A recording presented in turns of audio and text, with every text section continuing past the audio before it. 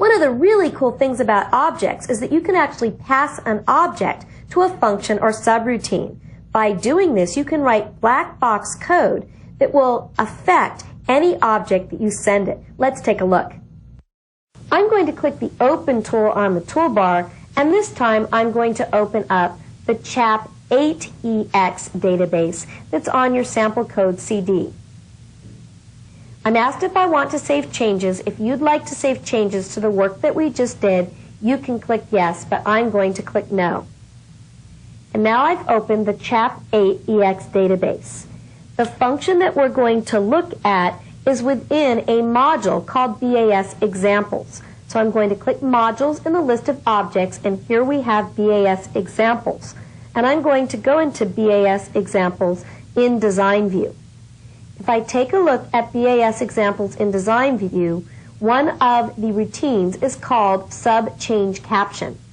I want you to notice that this subroutine receives FRM any, which is the name of a variable, but the type of variable it's going to receive is, rather than receiving, for example, a string, it's actually going to receive a form.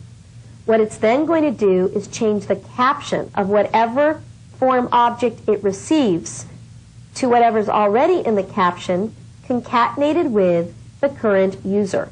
Let's take a look at that. We can see, scrolling over to the right, concatenated with the current user, actually a colon and the current user. So unlike our code that looped through the forms collection, affecting every form, this subroutine receives a reference to a form that it's passed and just changes the caption of that one form.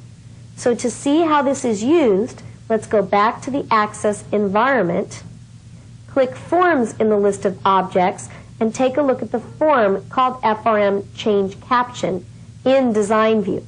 So clicking FRM Change Caption and clicking Design, if we take a look, we have a command button, Change Caption. And if I look at the click event of the command button, let's take a look at what it does. It calls Change Caption, and it sends a reference to itself to the Change Caption routine.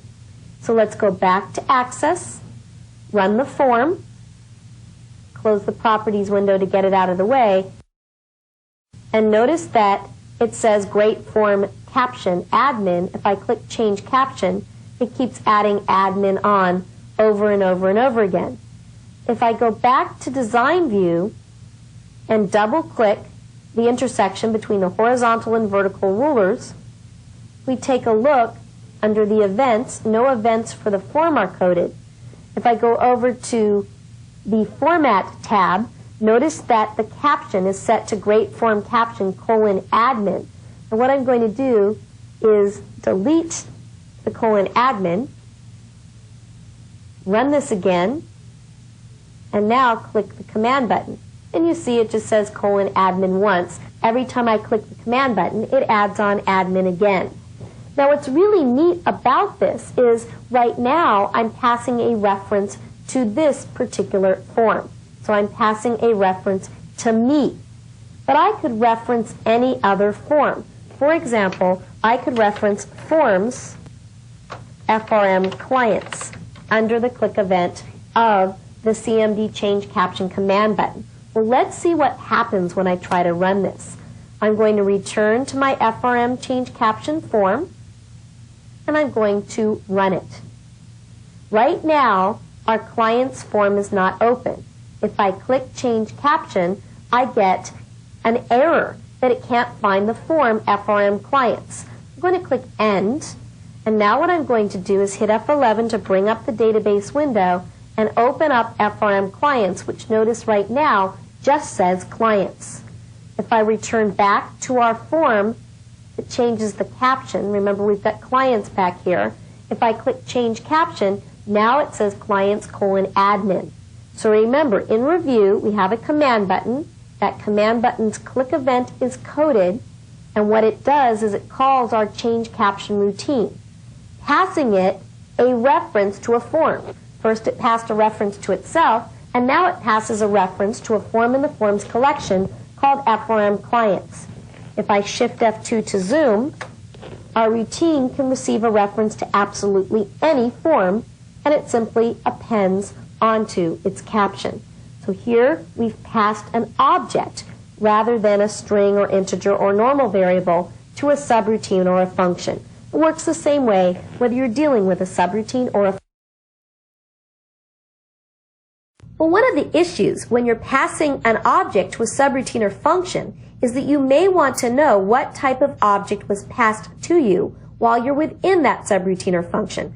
Fortunately, VBA code makes this very easy to accomplish. I'm going to return to Microsoft Access by clicking the View Microsoft Access tool on the toolbar, and I'm going to close the form called FRM Change Caption and indicate that I do not want to save it. I'm also going to close the Clients form. We also have a form within our database container called FRM Type-Of. I'm going to double-click to run this form, and I'm going to show it to you in action, and then I'm going to show you the code behind it. What I'm going to do is click the Edit button, and I want you to watch carefully what happens. I click Edit and notice that Add, Edit, and Delete become disabled, as does Exit, but Save and Cancel become enabled. If I click Save or Cancel, notice that Save and Cancel become disabled, and the rest of the command buttons become enabled. Let's try Add. If I click Add, you can see that Add, Edit, Delete, and Exit become disabled. Once again, Save and Cancel become enabled, and whether I save or cancel, they flip back the other way. So let's see what code makes this all work. I'm going to go into Design View, and I'm going to click to select a command button. Doesn't really matter which one I select. Each one of these command buttons has its click event coded. If I take a look at the click event, notice that all of them call the flip-enabled routine, which is a user-defined subroutine that I've created. All of them pass a reference to this form, and if we take a look, close look, notice that Add and Delete and Edit all have something in common. They all pass the Save command button to the routine, or a reference to it, whereas Cancel and Save pass a reference to the Edit command button to the routine. So that's the one difference between the code under each of these command buttons. If I Shift F2 to go to Flip Enabled, Flip Enabled is a routine within a module, BAS Examples. Notice that it can receive a reference to any form object and any control object. Now we could put here as list box or as command button, but we want to be able to pass any type of control. So we've used a generic reference that refers to a control. So we're receiving a reference to a form, any form, and then we're going to refer to it as FRM any, and a reference to control, any control. We're going to refer to it as CTL any. Within the routine, we declare an object variable called CTL, which is ready to refer to a control. We set the enabled property of whatever control we just received a reference to true, and then we set focus to that control. But the meat of this routine is within this for each loop. Remember we went through each form in the forms collection, which went through every open form, and we changed its caption? Well, here we're dealing with the collection of controls within whatever form we were passed. And we're going to use the control object variable to refer to each control in the controls collection of whatever form we were passed. But since this section is referred to as determining the type of control, we're using the control type property of a control object to determine what type of control we were passed. The control type property knows what type of control it's dealing with as it goes through the controls collection of that form. If the type of control we're dealing with is a constant command button, so the type AC command button, then what we're going to do is make sure that that control does not have the same name as the control that was passed, and as long as it isn't the control that was passed, we're going to flip its enabled property. We're setting its enabled property to the opposite of what its enabled property was. This has the effect of looping through the controls collection of whatever form this routine is passed, flipping the enabled property only of the command buttons, but for every command button except the special one that we want to have end up enabled and with the focus. So going back to Access, let's test this one more time. Running the form, when I click Edit, we pass a reference to this form and a reference to the Save command button. So I click Edit, every command button flips its enabled property except for Save, which we not only make sure ends up enabled, but also with the focus.